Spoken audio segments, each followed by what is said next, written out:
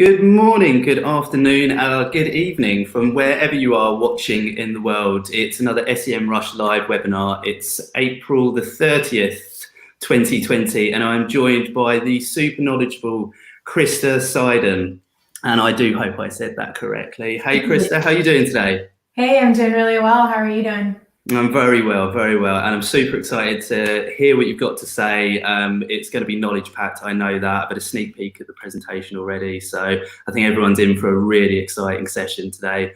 But before we jump in, I just want to say hi to everyone who's watching live, and in the comments, just let us know where you're commenting from. It's always exciting to see what sort of worldwide community we've got going on. Also, I just want to do a quick plug for the 5 hours of content marketing, which will be happening on the 28th of May next month. And also a cheeky little plug. I've just released my own video with Semrush today. So I think it's in the comments at the moment. Hopefully someone else will post up a link. So have a watch, like, comment, be kind. Yeah. So just to let everyone know, I'm Tristam Jarman. I'm co-founder of Purple Smudge, and I'm going to be your host today. And Krista, if you could just give us a little introduction of who you are. I mean, I'm sure a lot of people know who you are, but for anyone who doesn't, Krista, who are you and why are we here today? Hey, so Krista Seiden. I have been in the digital analytics space for a very long time. I spent almost 7 years at Google doing analytics and optimization. I was a practitioner, and then I was on the Google Analytics team, helping to build Google Analytics, helping to build the new app and web, which I'll talk about today, as well as being the external evangelist for Google Analytics. So I did a lot of teaching, speaking, training, traveling all over the world to tell everyone about Google Analytics and how to use it. Really exciting. After that, I spent some time at a company called Quantcast, where I was VP of Product Marketing and Growth. And most recently, at the end of last year, I actually started my own digital analytics consultancy called KS Digital. That's where I am today, based in my home office for now, while we are all, staying at home. But it's been a really exciting ride. I'm consulting on Google Analytics for the most part, and starting to work with several clients on app and web. So it's a really exciting new topic.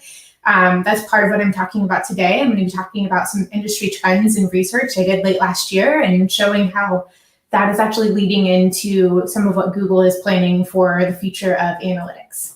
Fantastic. Yeah, as I said, I've had a little sneak peek and I know that we're in for a knowledge pack session. So as we always do, guys, don't forget, we've got the live Q&A after the presentation. So please do jump in, leave your comments, also questions, and we'll get through as many as we can. Before we jump in, we've got a couple more seconds before we kick off.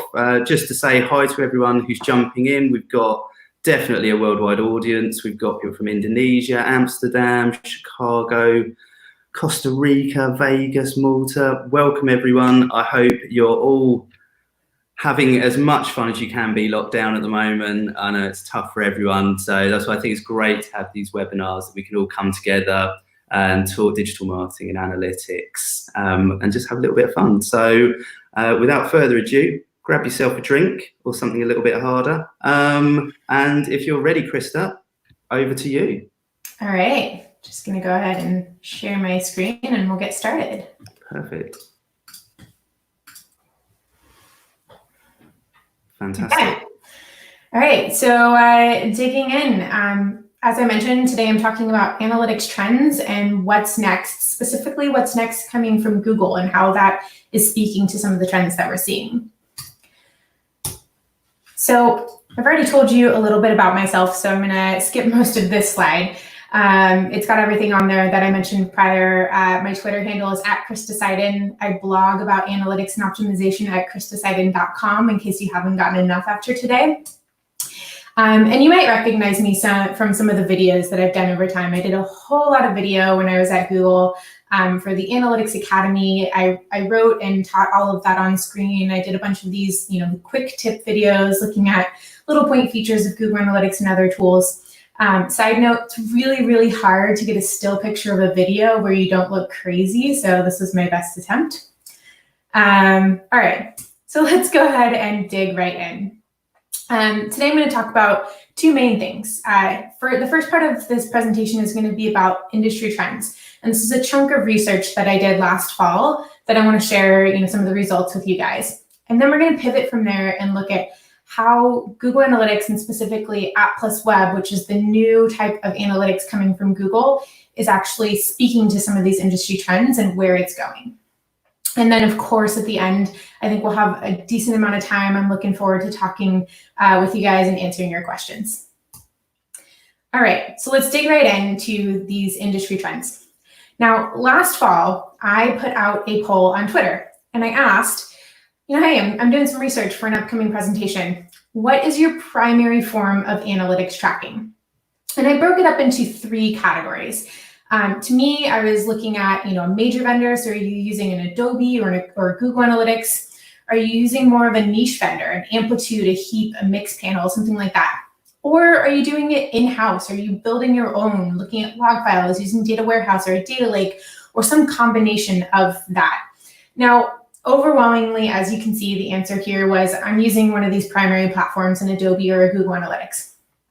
This was unsurprising to me, right? This is my Twitter. I have a lot of Google Analytics people and fans who follow me. So, it's not surprising that that would be the main thing that would come here.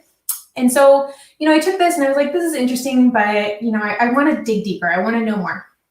So what I did next was I actually put together a Google form or a Google survey where it was, much more detailed, several questions. And not only did I post it on Twitter and LinkedIn and Measure, Slack, but I actually sent it out to leaders in other analytics tools and companies and asked them to promote it to their audiences as well, because I wanted it to be as representative and as global as possible in terms of the answers and the results that came in. So the first thing I asked was essentially the same question. What is your primary analytics platform? Here I went into a bit more detail in the answers and I said, is it a major platform? And there I listed out, is it Adobe Analytics, Google Analytics, GA360, or other? There was a couple of others that came in that was IBM or Core Metrics. Is it a niche vendor? Is it Amplitude, Heap, Mixpanel, Snowplow, AT Internet? A few others came in here too in the results. Or again, is it some combination or in-house effort that you are doing? And the answers I saw here were really not just a pure in-house solution, but often a combination. They're using data output from a major vendor, but then doing their own thing with it, which was very interesting. Now, the numbers here vary slightly from what we saw earlier. Earlier, I think it was 94% were using a major platform. In this survey, we saw 80%, so a little bit more on the niche and in-house combination side. I do have to call out, I think AT Internet is overrepresented in this survey. I did get a very angry email from a Frenchman from AT Internet who was very upset that his platform was not represented as a major vendor. They thought that, they absolutely should be. But at the end of the day, it was my survey and I was classifying it based on the industry trends that I saw. So I decided that it was not going to be in the major vendor category. Okay. So I dug deeper and I said, well, what is that major vendor that you're using? Now, unsurprisingly, a lot of people were using the free version of Google Analytics. And then a good chunk of people were actually using GA360. After that, a number of people, Adobe Analytics, and a couple holdouts still using IBM Core Metrics. I do think I was a little bit surprised in this data that GA and GA360 were actually fairly close in the numbers. What I think was going on here was that we actually had a lot of agency people who answered the survey. And so, they probably had clients with both. But if they had a client with GA360, they probably just answered with GA360 since it was just a one answer question. I also asked, what is your secondary vendor? If you're using a secondary analytics platform, what are you using? And here the answers were a bit more varied. So, still the major vendors, Google Analytics, Adobe Analytics, but we started to see some other things come through. Amplitude, Snowplow, Snowflake, Mixpanel, Hotjar, BigQuery, a lot of other smaller things as well. So some of the standouts there. Now, overwhelmingly, if people were using a second platform, it was actually some combination of doing it themselves or in-housing. And then next on the list, Mixpanel, followed by Amplitude, Hotjar, Snowplow, and Snowflake. So then I asked in more of an open-ended fashion, what are some of the reasons that this is your secondary platform? Why isn't it your primary platform? And I got a number of different answers. So if somebody was using Google Analytics 360 as their primary and their secondary was Adobe Analytics, they said, well, my day-to-day job is done in Google Analytics and Adobe is our legacy tracking system, or there's a steep learning curve with Adobe, and that's why I prefer GA360. On the flip side, if somebody was primarily using Adobe Analytics and their secondary platform was GA360, they said, well, GA360 is just used by less analysts, or maybe we're only using the free version, or we're really only focused on the marketing audiences. So those were some of the responses that we heard there when GA360 was the secondary platform. When the primary was Heap and the secondary was Google Analytics, one of the things that we heard here was that product or product analytics is more important to us than marketing.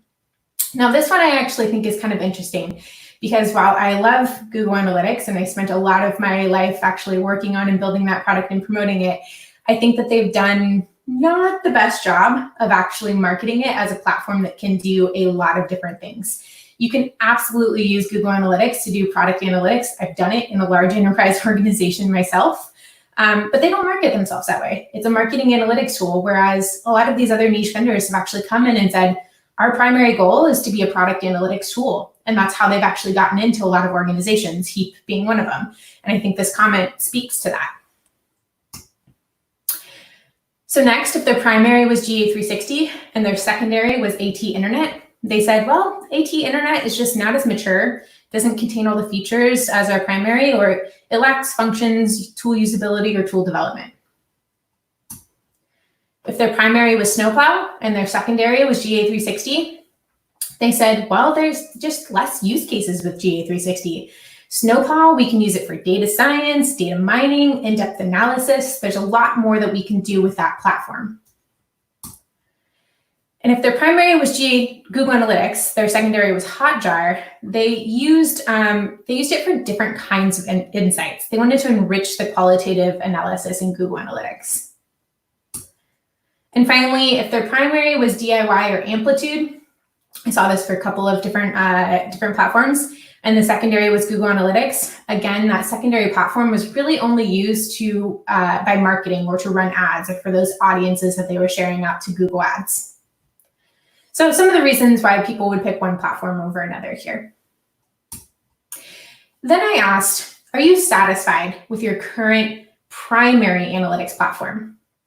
And for the most part, most people were fairly satisfied. You know, you kind of see the average here around 8 or so. If people were unsatisfied, they said it was because there was slow innovation or it was outdated, it needed more flexibility, there was sampling or hit limits, data silos, data privacy and governance. Most of those are hits on the free version of Google Analytics as, you know, reasons they weren't satisfied. And so then I asked, well, how likely are you to actually change your primary analytics platform in the next 12 months? Now, I think this is actually very interesting because for the most part, people were fairly satisfied.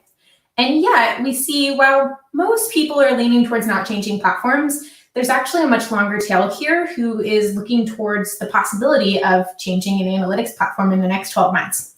Now, I don't know if you've ever been through an analytics platform change. I've been through many, and I've helped many clients through them. It is not fast or easy or painless. There's a lot that has to be done to actually change your primary analytics platform. It's embedded in all of your tools and systems, and you know the organization itself is educated and knows how to use something. So changing that can be very painful. And yet people were actually kind of open to potentially changing platforms here. Some of the new solutions that people were looking at, Snowplow, potentially in-housing, Amplitude. A couple of people were looking at moving to Mixpanel, a couple of people looking to move away from Mixpanel, and then some looking to upgrade from the free version of Google Analytics to Google Analytics 360. Now, in general, throughout all of these survey answers, there's two major trends that I saw. One was either people were moving towards in-housing or mixing their data sources, so potentially using a primary as a data pipeline and then doing something else with that data. or people were looking to streamline and go back to a single platform or something out of the box. So actually two kind of diverging paths there that are, I don't know if they're at odds with each other, but they're very different paths that businesses might want to follow these days. So then I asked, do you use a separate platform for mobile app analytics? Now, the majority of people said, no, they use the same platform or they didn't have a mobile app. But some people here did say, yes, they are using a separate platform. So I asked, what is that separate platform? Now, a lot of people said Google Analytics for Firebase. It is technically a separate platform from Google Analytics these days, so I can see why that might have been an answer. Also, just because it is my survey, this might be a little bit biased, but I do think we get a fairly accurate representation of the market here, aside from GA for Firebase being a little bit broad in the answers. But the next ones you see here are AppsFlyer, Facebook Analytics, Kochava, Tune. When I was building Google Analytics for Firebase, when I was at Google, those were certainly the players that were top of mind for us that we were looking at. So this makes sense to me. So then I asked, are you planning to combine platforms to track both web and mobile app together at some point in the future? And here, yes, either they weren't using a mobile app or overwhelmingly they were looking to go ahead and combine these into a single platform in the future. So of course, my next question was, well, what platform are you going to look at to potentially combine these? Now, keep in mind, I did the survey, I think end of September or early October of last year. Google Analytics App and Web had just come out in very early beta in July, at the end of July. I think it was July 31st. So we hadn't had much time in market yet with App and Web. And there's a lot of general excitement about it, but a lot of unknowns. And so here you see a lot of people were like, oh, I'm interested in Google Analytics App and Web. AT Internet, I think a little bit overrepresented here. Due to the comments earlier, but Snowplow or doing something homegrown or maybe even Adobe were some of the other answers. Now, App and Web might be a little bit over-indexed, again, because this is my survey, but I don't think so much so based on a lot of the commentary that I saw. So I had an open-ended question with this, asking why. And a lot of the commentary that people actually put in about why they were looking at App and Web was, hey, this new thing just came out from Google. We're actually really interested to see if this can, meet our problems. Like this could be the solution. We want to see where it goes. And so people were hesitantly interested and curious if this could be the right platform for them. The last question that I asked was, what trends are you seeing in the industry? Where do you see things going in the next 6, 12, 24 months? So, of course, unsurprisingly, probably to everyone here, the most common theme was around GDPR, ITP, CCPA, essentially how various regulations are making it difficult to track and use data and this move towards a cookieless world. People are concerned about this. It is a trend that is ongoing that people need to be aware of and thinking about. And then I saw a bunch of other comments and some of them I pulled out here. So I've heard a few people say they've built their own platforms and are now moving back to Adobe or Google. It turns out maintaining a roll your own is hard. Segment, Snowflake, and Amplitude are pushing the trend towards more access to the raw event data rather than living in the UI and schemas of the platform. So I heard this over and over again throughout the survey responses where people were very interested in having access to that raw event data or just the raw data in general, and frustrated that in some of the major platforms, it was much harder to get that data out, especially if you were using, say, the free version of Google Analytics where you really couldn't. The growth of both big data analysis and the power of visualization tools is making it easier to combine multiple sources of data to gain a clearer picture of digital marketing and voice of customer that is beyond what a single web analytics tool can provide. So again, here we're speaking towards that combination of multiple data sources and using tools to be able to really visualize that and bring it together. In-house analytics platforms and event-based solutions that are fully customizable. So again, towards that desire to really have access to that raw data, to fully customize what you're looking for, to have it more in-house so that it really is something that you own and control. And then I think this one is my favorite. Snowflake is turning into a blizzard heading down Main Street. So those are some of the trends that people were seeing themselves. And I think it, spoke pretty accurately to what we saw in the rest of the data. So I think this survey was very interesting. I enjoyed doing it. I enjoyed reading and analyzing the responses. And I think it gives us some insight as to, where the industry is potentially going, and especially this kind of diverging path that we've seen in terms of either going towards a single platform and wanting to bring it back towards a major vendor for ease, or wanting access to that raw data so that you can really manipulate it yourself and do something more in-house. So now I want to turn and look at what's next. And specifically, I'm going to focus on Google Analytics and Google Analytics' new app and web. And so that's what we have here. Now, it looks kind of similar to what you've seen in Google Analytics all of these years, but it also looks kind of different. If you're familiar with Google Analytics for Firebase or previously Firebase Analytics, it looks kind of similar to that as well. And I really want to look at how does app and web stack up to some of these industry trends that we were seeing in this data. So first, it combines multiple sources of data. You can have your app data and your web data and multiple different streams of data, as Google is calling it, coming into the same property in Google Analytics. So that's what I have here. It's called data streams. You can see my setup. You can add streams as you want. I've got an app and a web stream coming in here. So I'm able to combine that data across platforms. Next, it ties identity across platforms. So not only can you do this by a device, but you can also do it by user ID, right? And so it's really looking at how we can get that more holistic view of the user across devices as users move from, desktop to tablet to phone. Next, and this one I think is really important, app and web is fully event-based. Everything in Google Analytics app and web is an event. Even a page view is considered an event. I have in parentheses here, like many of the product analytics platforms. Essentially, many of these product analytics platforms have been for some time fully event-based. I think Google is starting to, get in on this trend. That's where Firebase Analytics was in the beginning and how it's evolved into app and web today.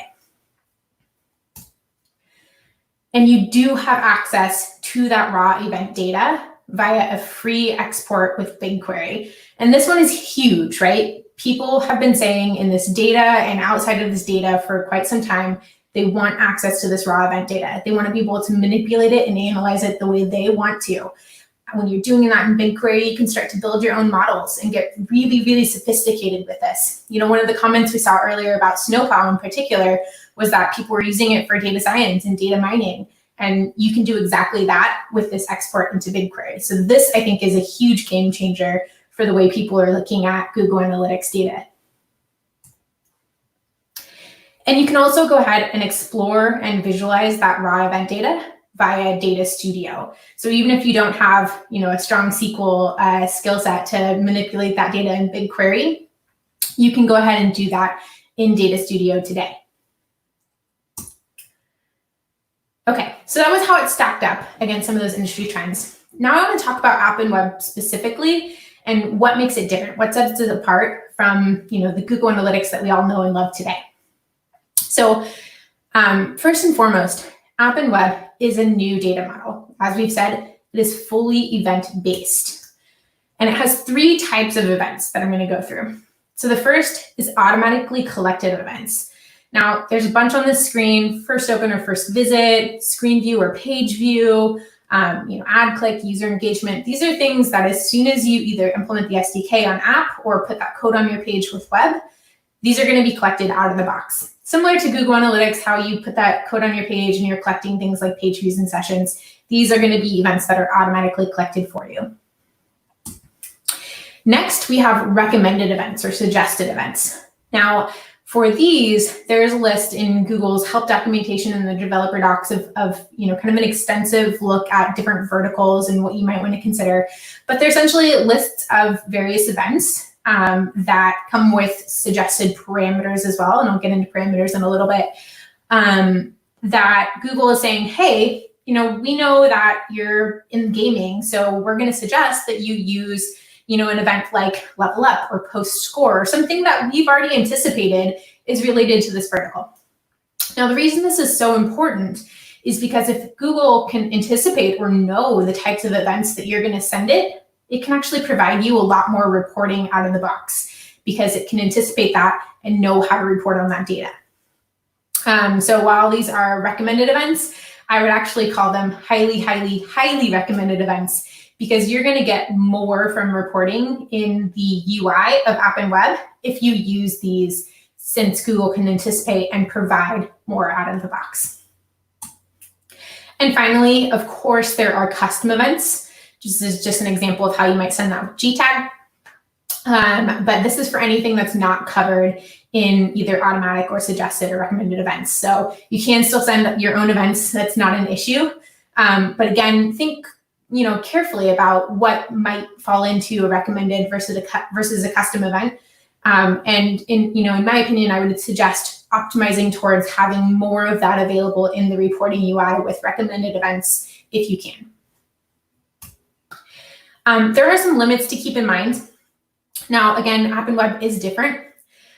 Specifically, you get 500 unique events per property in App and Web. And event parameters, you get 25 per event.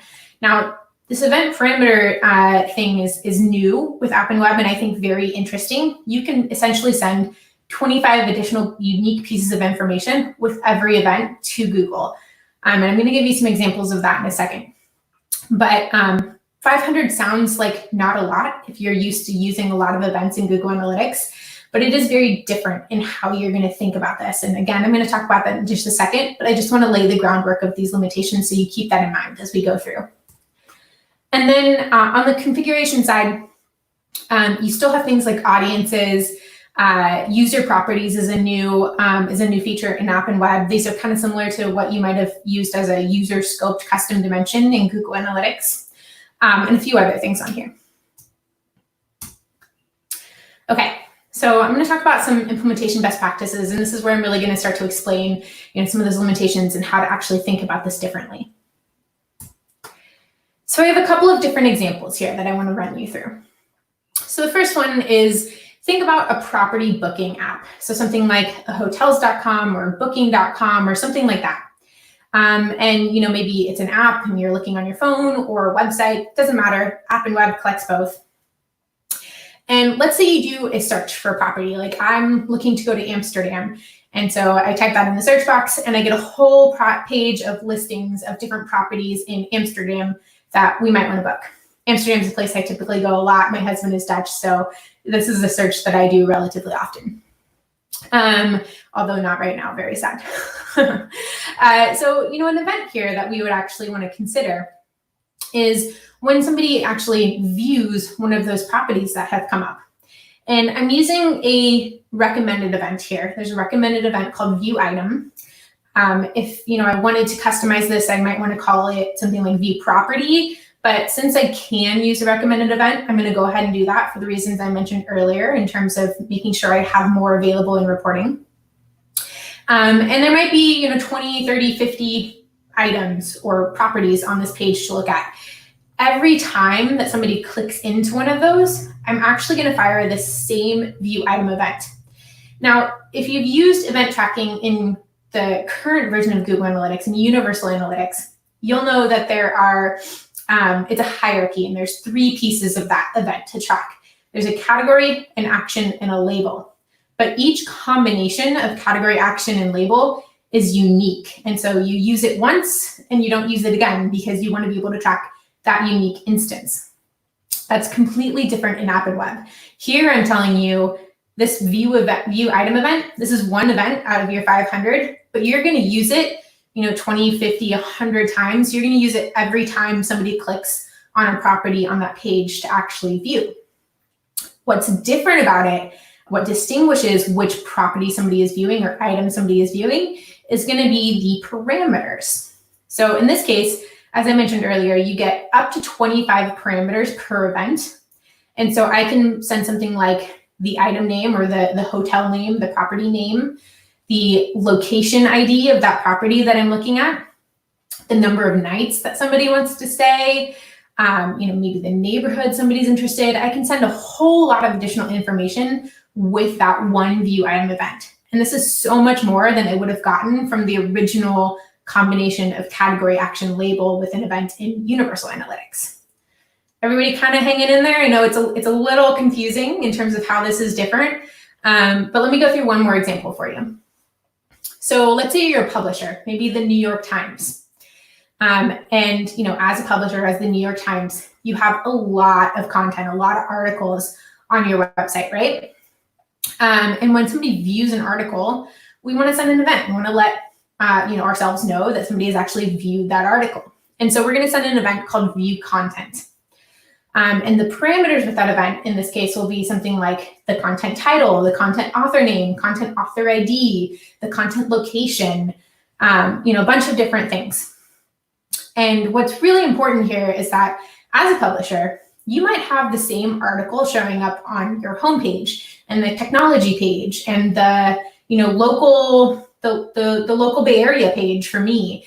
It could show up in a lot of different places. And before, you would have tracked that with just a page view that somebody saw this article, but it would have been much harder to actually combine all of that data to really get an understanding of how many people saw the article, since it would have happened on 3 potentially different page views. Here, we have the same view content event for all of it. We can easily then see how many people saw this article, which for publishers is probably the more important thing to know.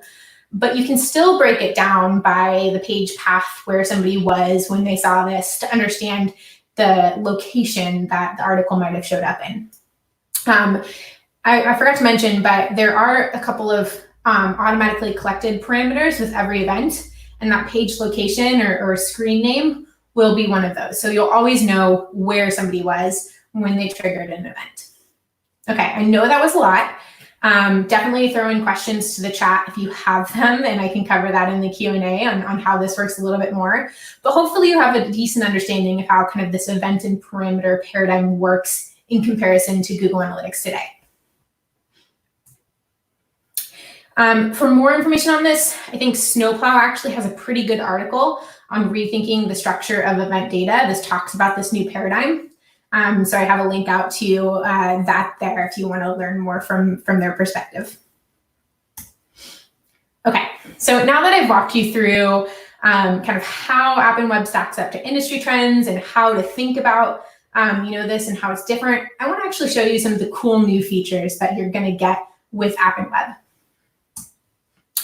So the first, and this might be my favorite, although I feel like I have a few favorites in App and Web, is something called enhanced measurement. Now, I can't stress this enough.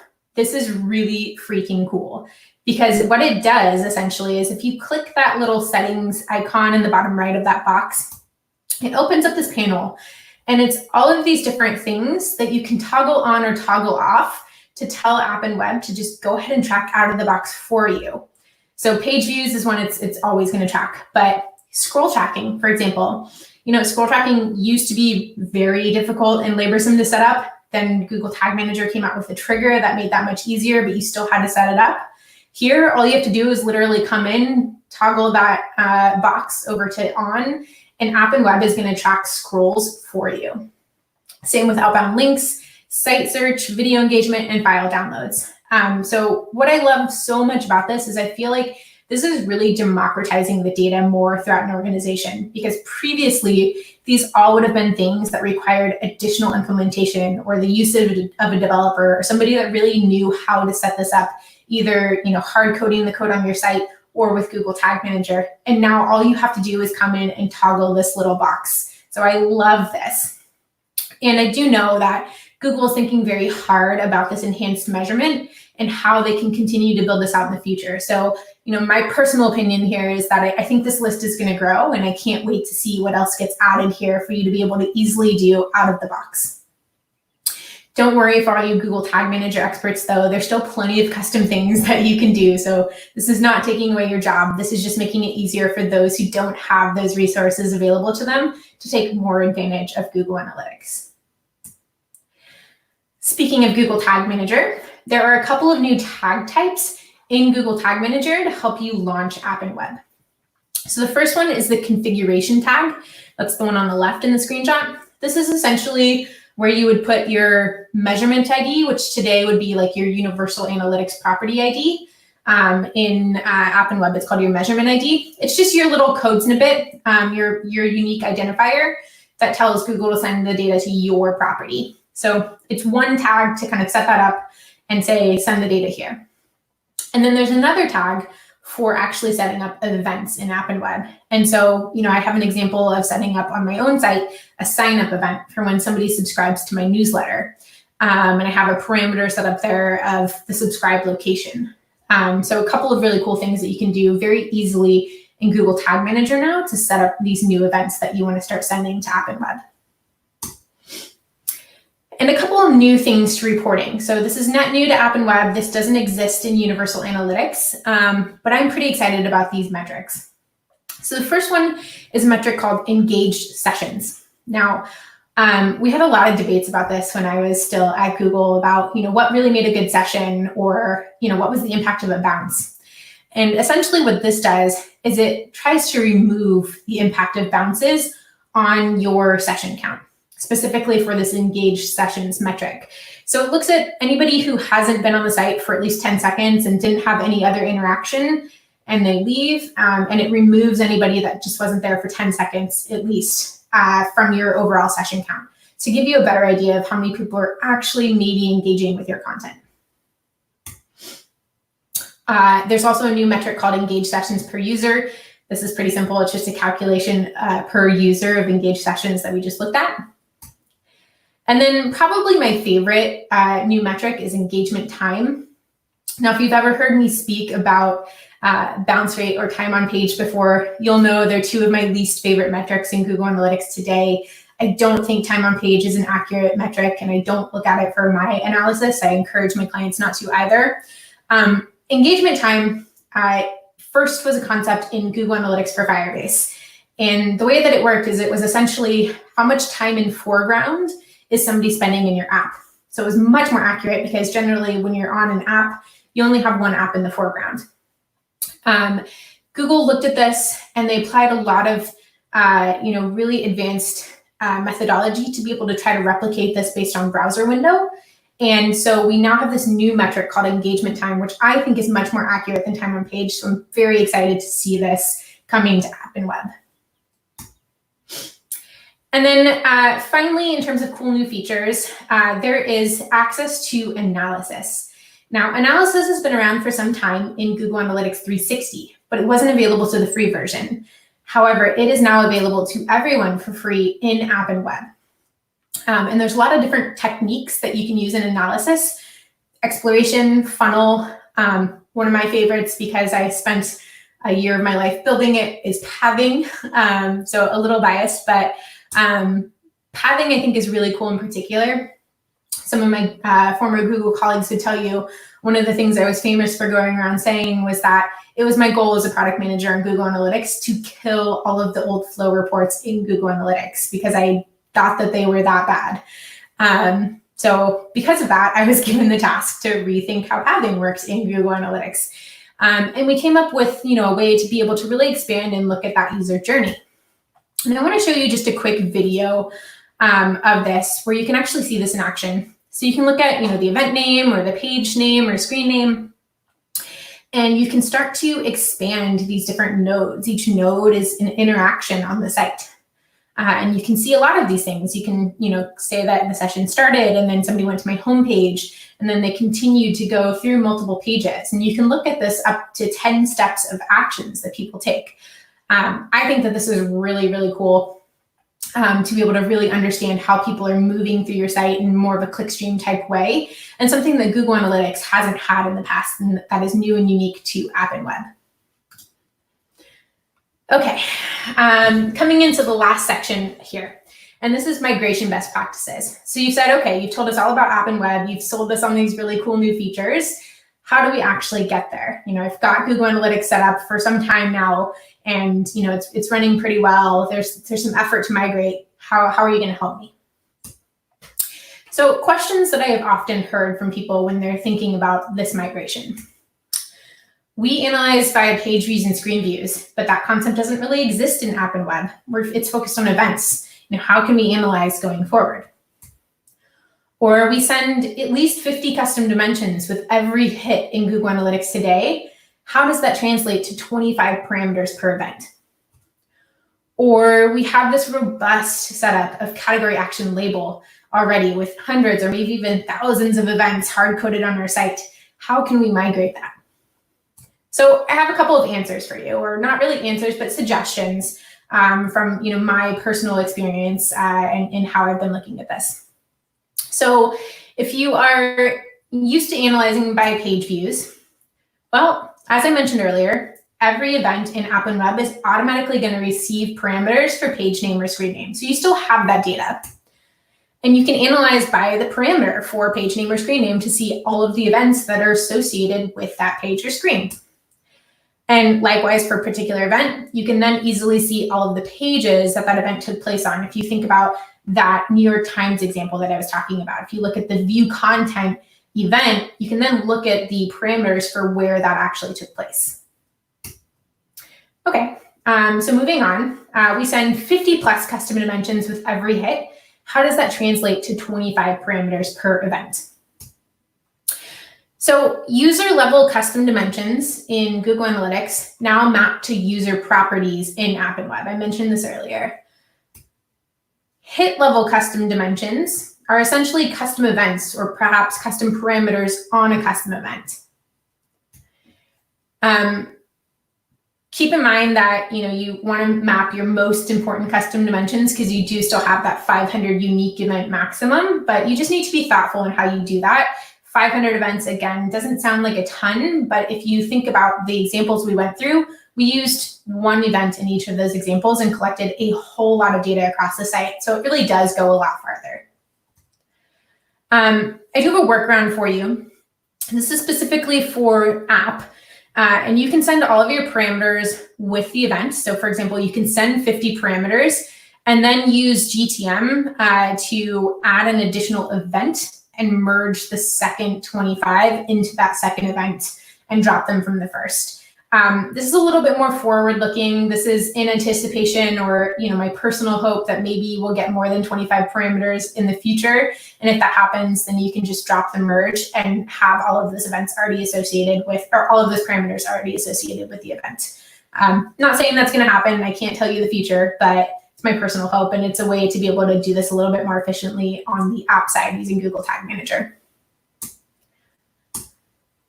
Possible workaround on the web side is you can send multiple events, each with 25 parameters. So kind of similar to the GTM one, but you're actually sending multiple events. I want to note this is not an official recommendation from the Google side. This is my personal practitioner experience talking here. But for example, let's say you have a form on your website and somebody submits that form and you have a lot of information you want to send with that as parameters.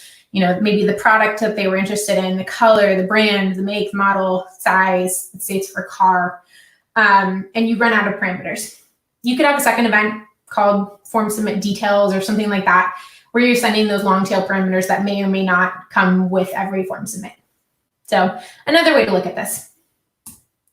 And then finally, we have that robust category action label hierarchy. How can we migrate this?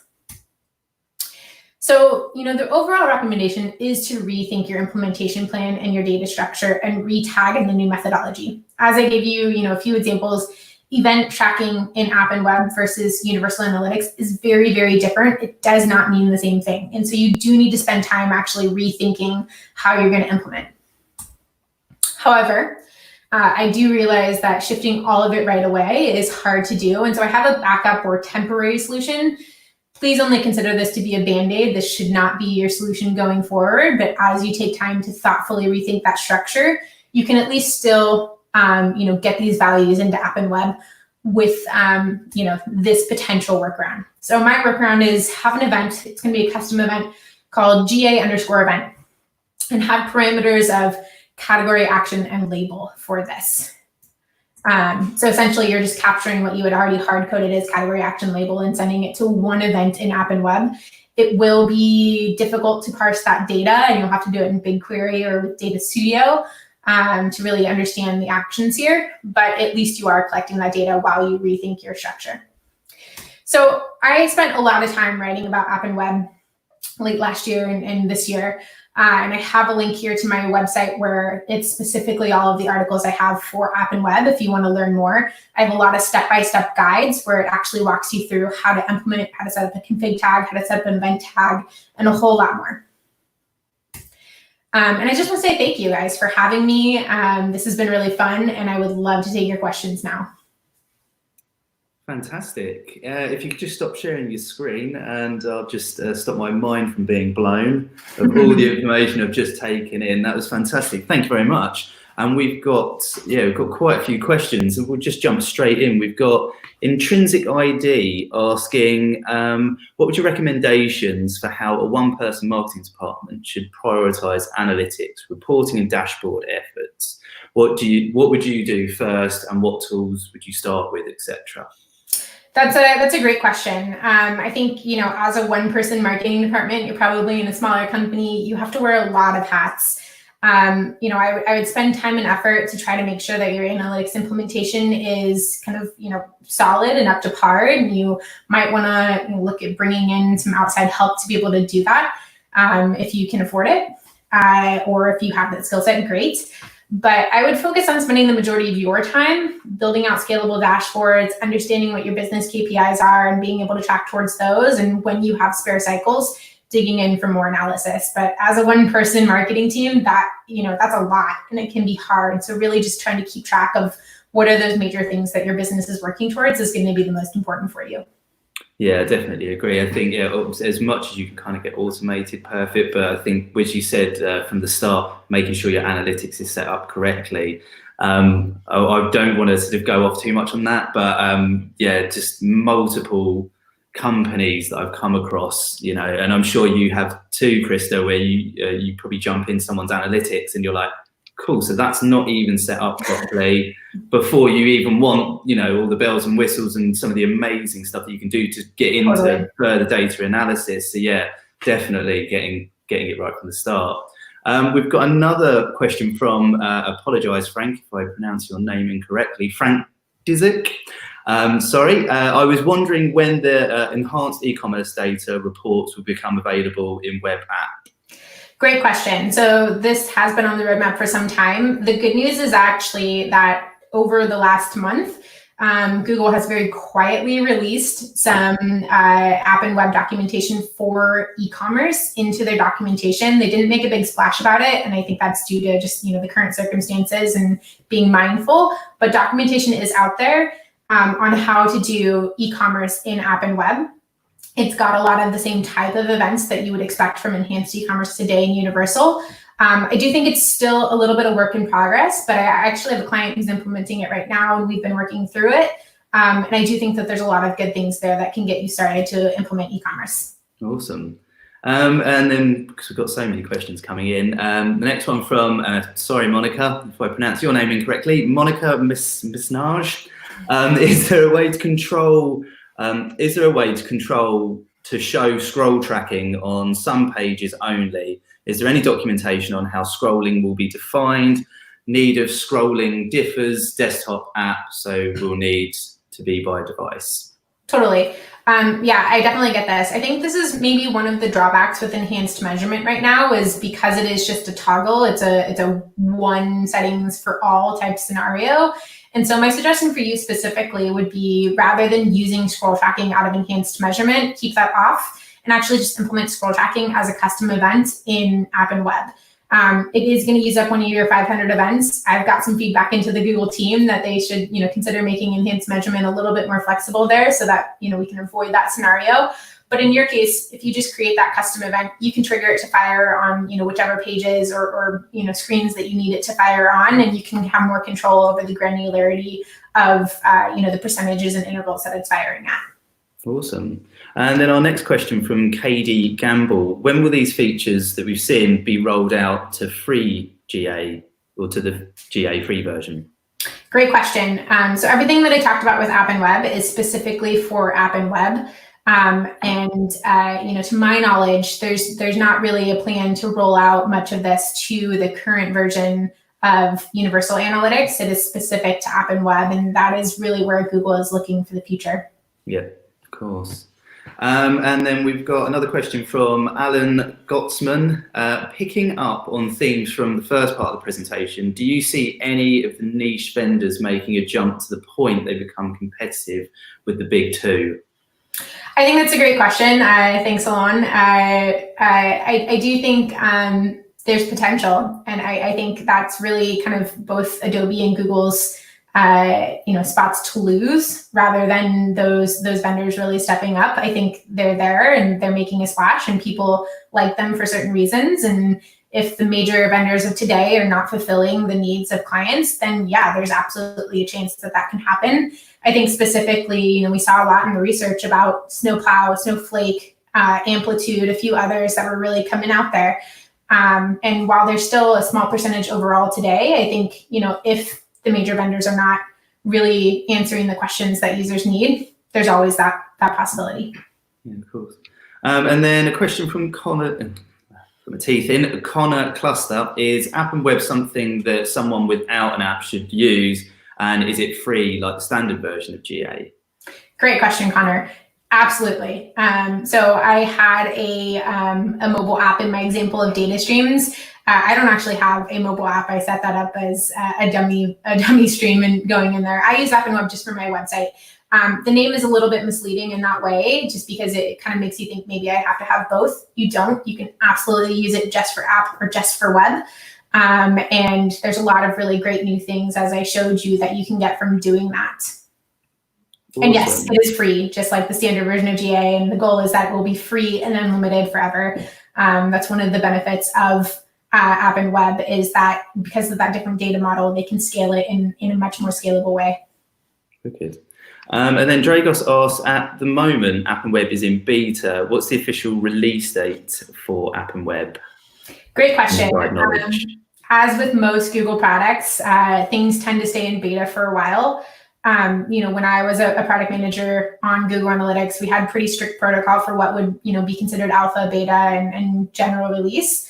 But I think, anything that's in beta is really still working things out and still has a lot on the roadmap to be able to accomplish, either feature parity or, be able to accomplish the use cases that they're really trying to accomplish before they're going to bring it out of beta. So I do think it'll be in beta for a while. I don't have information to share on an official release date, but I think for the foreseeable future, we're still going to be seeing development on app and web, and therefore we're still going to see it in beta.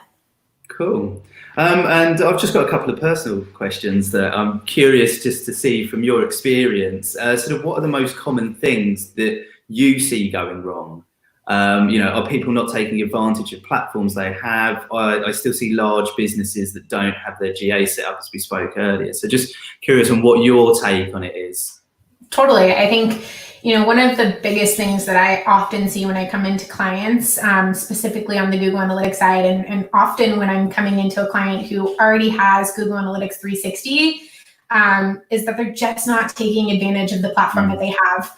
And they're very interested in all of the shiny new things, but they really haven't, gotten their foundation in place. And so my feedback is often, you got to walk before you can run. Let's learn how to use segmentation properly. Let's, make sure that we have enough custom dimensions set up that we can really do some very interesting analysis here. Let's make sure we're collecting all of the data we need to collect and monitoring the things that we need to monitor. And so I think, some of the biggest drawbacks that I see are just people not fully utilizing the tools that they have and, potentially getting distracted by shiny new things before they're ready. Awesome. Just keep the questions coming, guys. Do you suggest using app and web for e-commerce companies over universal analytics? And that's from Susan Points. Yeah, so I don't suggest using app and web over universal analytics for any company right now. App and web, as I said, it is still in beta. It is still in development. It's still getting features added every day. If I look at it, as kind of the life cycle of a child, I think it's kind of like a toddler right now, right? It's just getting its bearing and learning how to kind of walk around, but there's still a lot of development that needs to happen. I do think, however, the strategy right now is to start implementing it side by side with your universal analytics implementation and get familiar, because things are being added. it is becoming a more solid platform day by day, and getting in on the ground floor early on so that you can learn it and be ready to run with it when it's ready is going to be very beneficial for you and your businesses. Definitely, and I think that would give you sort of a data competitive advantage for the future, wouldn't it? Totally. Yeah, I mean, you'll have a backlog of data to work with at that point as well. Awesome. And then Frank's back with another question. Why would you still use GA360 if it's still available for free, including BigQuery availability? Is the free version still facing sampling? Yeah, so I think, Frank, your question is probably similar to Susan's, and my answer would be similar.